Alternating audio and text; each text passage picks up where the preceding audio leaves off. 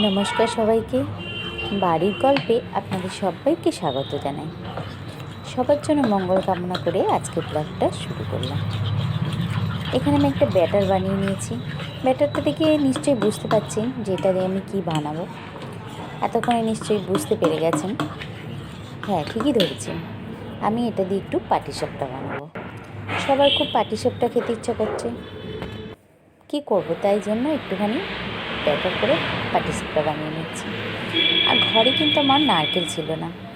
কি করব ভাবতে ভাবতে মাথায় একটা বুদ্ধি হলো।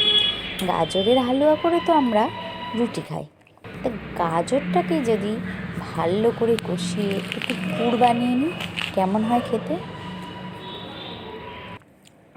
আর পাটিসাপটার ব্যাটারের জন্য আমি সুজি, ময়দা, চিনি, যা যা লাগে, দুধ সব নিয়ে নিয়েছিলাম। আর গাজরের এই পুরটা বানানোর জন্য আমি কড়াইয়ের মধ্যে অল্প একটু ঘি, দুটো এলাচ আর একটু দুধ আর বেশি করে চিনি দিয়ে খুব ভালো করে নেড়ে নিয়েছিলাম।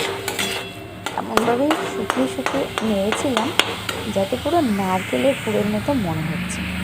আর লাস্টে এর মধ্যে একটু সন্দেশ দিয়ে দিয়েছিলাম যাতে খেতে আরও সুন্দর হয়। এই সন্দেশ দেওয়ার পর কিন্তু খুব টেস্টি হয়ে গেছিলো। আর বোঝাই যাচ্ছিল না যে এটা গাজর দিয়ে বানানো।